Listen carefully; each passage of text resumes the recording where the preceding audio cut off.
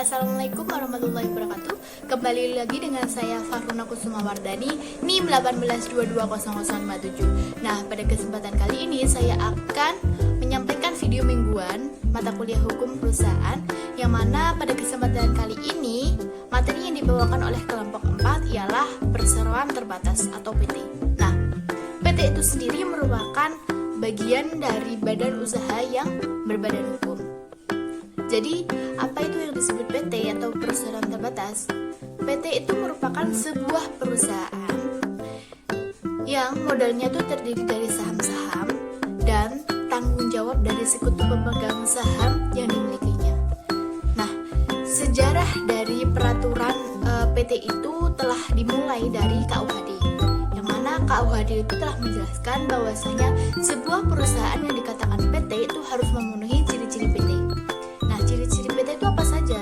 Salah satunya ialah kekayaan dari badan usaha atau PT tersebut itu terpisah dengan kekayaan pribadi. Kemudian pengurus yang termasuk direksi dan komisaris itu merupakan satu kesatuan pengurus. Kemudian untuk pendirian PT itu sendiri ada persyaratan material yang harus dipenuhi dengan kelengkapan dokumen yang diajukan kepada notaris untuk kepentingan akta pendirian. Dokumen-dokumen yang harus dilengkapi itu ialah ada KTP dari pemilik yang minimal itu 2 orang dan bukan dari suami istri. Kemudian ada modal dasar dan modal setor. Selain itu ada juga izin-izin yang harus dipenuhi seperti halnya NPWP, terus surat keterangan domisili perusahaan, SIUP, tanda daftar perusahaan, dan juga pengusaha kena pajak atau PKP. Untuk permodalan dari PT itu sendiri, yaitu ada beberapa modal. Yang salah satunya itu ada modal dasar atau modal perseroan, terus ada modal yang ditangguhkan, dan ada juga modal yang disetor. Nah, modal yang disetor ini ialah modal yang benar-benar disetor ke kas perseroan oleh pemegang saham itu sendiri. Nah, kemudian organ dari PT. PT itu memiliki beberapa organ. Itu ada yang pertama ada RUPS, Rapat Umum Pemegang Saham. Kemudian ada direksi dan juga ada Dewan Komisaris. Nah, RUPS atau biasa disebut dengan Rapat Umum Pemegang Saham ini merupakan organ perusahaan paling tinggi dan paling berkuasa di sebuah perseroan, yang mana segala urusan, segala tujuan dari perseroan itu RUPS itu yang menentukan. Kemudian ada direksi.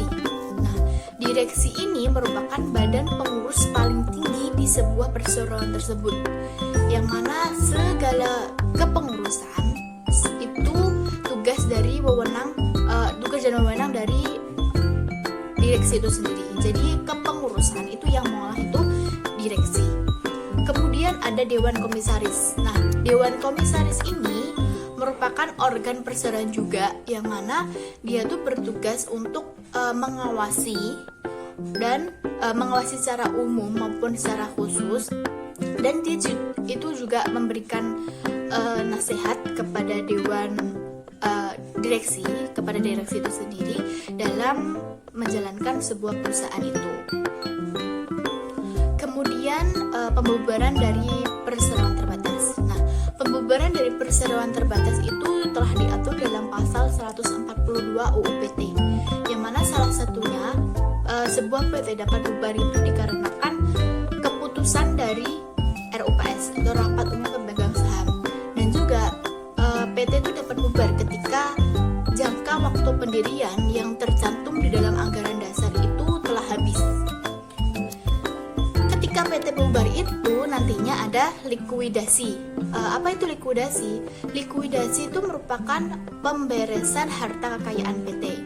Nah, status badan hukum dari PT tersebut akan berakhir ketika likuidasi itu juga berakhir. Seperti itu. Kemudian di PT itu ada yang namanya penggabungan atau merger. Nah, penggabungan atau merger itu merupakan dua perusahaan itu atau lebih menggabungkan dirinya dengan perusahaan lain yang telah ada, dan nantinya itu akan menimbulkan aktiva dan pasiva dari perseroan yang menggabungkan dirinya itu beralih. Kemudian ada peleburan atau konsolidasi. Nah, konsolidasi ini merupakan peleburan dari dua perusahaan atau lebih itu yang membentuk perusahaan baru dan kemudian melikuidasi perusahaan-perusahaan yang telah ada itu untuk bergabung untuk melebur dengan perusahaan baru tersebut. Kemudian ada akuisisi atau pengambil alihan. Nah, akuisisi ini merupakan perbuatan hukum yang dilakukan oleh badan hukum atau orang perseorangan untuk mengambil alih saham perseroan, ya, untuk mengambil alih saham perseroan sehingga nantinya itu ada pengendalian, beralihnya suatu pengendalian atau perseroan itu beralih. Kemudian ada syirkah musahamah. Nah, kajian syirkah musahamah ini terkait dengan perseroan terbatas ini. Jadi pengertian dari syirkah musahamah ialah penyertaan modal usaha yang dihitung berapa jumlah lembar saham dengan bukan dinilai dengan nominal, sehingga saham-saham tersebut diperdagangkan di pasar modal dan nantinya para pemilik saham itu dapat berganti dengan mudah dan cepat.